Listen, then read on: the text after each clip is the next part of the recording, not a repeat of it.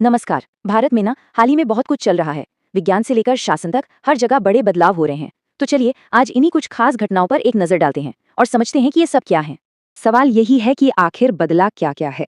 आइए एक एक करके उन बड़ी खबरों को देखते हैं जो हमारे देश के आने वाले कल को एक नई दिशा दे रही हैं। आज की हमारी चर्चा 4 हिस्सों में बंटी है। सबसे पहले विज्ञान की दुनिया में एक नई छलांग देखेंगे। फिर सरकार के कुछ बड़े फैसलों पर बात करेंगे। उसके बाद राजस्थान की जमीन से जुड़ी कुछ खास बातें जानेंगे। और आखिर में एक ऐसे बदलाव को समझेंगे जो हमारी विरासत से जुड़ा है। तो चलिए शुरुआत करते हैं विज्ञान और टेक्नोलॉजी की दुनिया से। देखते हैं कि कैसे नई नई खोजें हमारी ऊर्जा और ट्रांसपोर्ट की दुनिया में एक क्रांति ला रही हैं।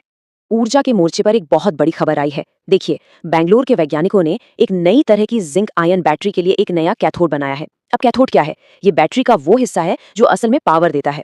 और ये बैटरी ना पहले से कई ज्यादा शक्तिशाली और टिकाऊ है। जरा सोचिए, ये हमारे घरों और पावर ग्रिड को चलाने का पूरा तरीका बदल सकती है। और सबसे कमाल की बात क्या है पता है?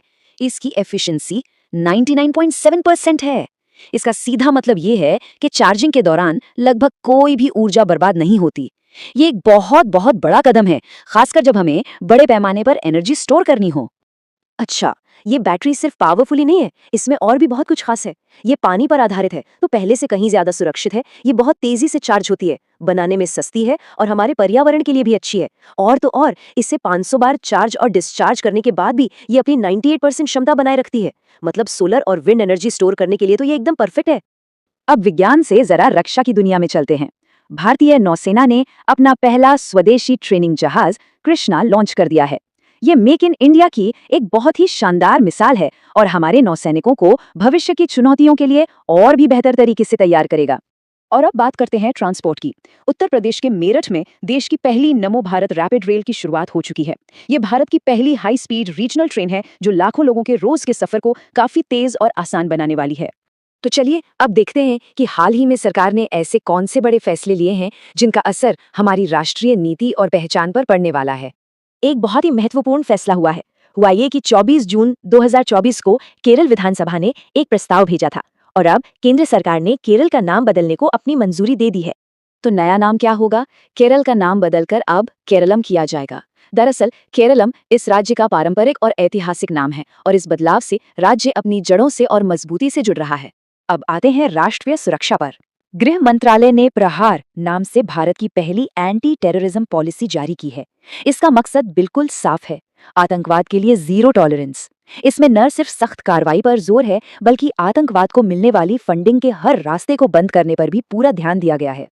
अब हम एक ऐसे राज्य का रुख करते हैं जो अपनी रंगीन संस्कृति और शानदार खेलों के लिए जाना जाता है। जी हाँ, बात हो रही है राजस्थान की।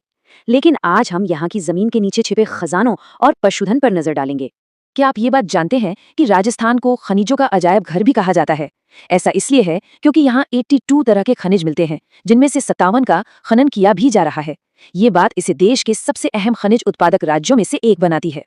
अब इस खजाने का सही इस्तेमाल करने के लिए राज्य सरकार ने 2024 में नई खनन और एम सैंड नीतियां बनाई हैं। ये जो एम सैंड है यानी मैन्युफैक्चर्ड सैंड, ये नदियों की रेत का एक पर्यावरण अनुकूल विकल्प है। इन नीतियों का लक्ष्य माइनिंग को और व्यवस्थित बनाना है। आपको बता दूं कि ये क्षेत्र राज्य की जीडीपी में 4.4% का योगदान देता है और हाल ही में 112 नए खनिज ब्लॉकों की नीलामी भी हुई है। खनिजों के अलावा राजस्थान की अर्थव्यवस्था में एक और चीज बहुत अहमियत रखती है और वो है यहाँ के मवेशी। ये राज्य अपनी खास और बहुत कीमती गायों की नस्लों के लिए जाना जाता है, जो सदियों से यहाँ के किसानों की आय और जीवन का आधार रहे हैं। इस स्लाइड पर कुछ खास नस्लों के नाम देखे जा सकते हैं, जैसे कि थार पारकर, जो कम पानी में भी ज्यादा दूध देने के लिए मशहूर है, या फिर राठी, जिसे प्यार से राजस्थान की कामधेनु भी कहते हैं।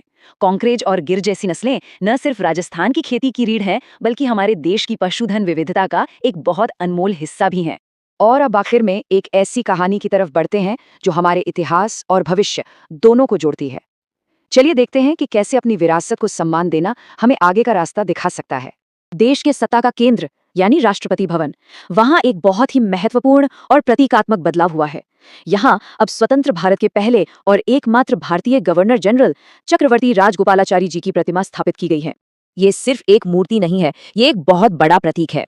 ये प्रतिमा उस जगह पर लगाई गई है जहां पहले इस इमारत को बनाने वाले ब्रिटिश वास्तुकार एडविन लुटियंस की मूर्ति हुआ करती थी। तो ये बदलाव हमारे औपनिवेशिक अतीत से आगे बढ़कर अपने नायकों को सम्मान देने का एक बहुत ही शक्तिशाली संदेश देता है। तो विज्ञान, शासन और पहचान में इन सभी बदलावों को देखकर एक सवाल मन में आता है कि अपनी विरासत का सम्मान करके और उससे सीखकर हम अपने भविष्य का मार्गदर्शन बेहतर तरीके से कैसे कर सकते हैं।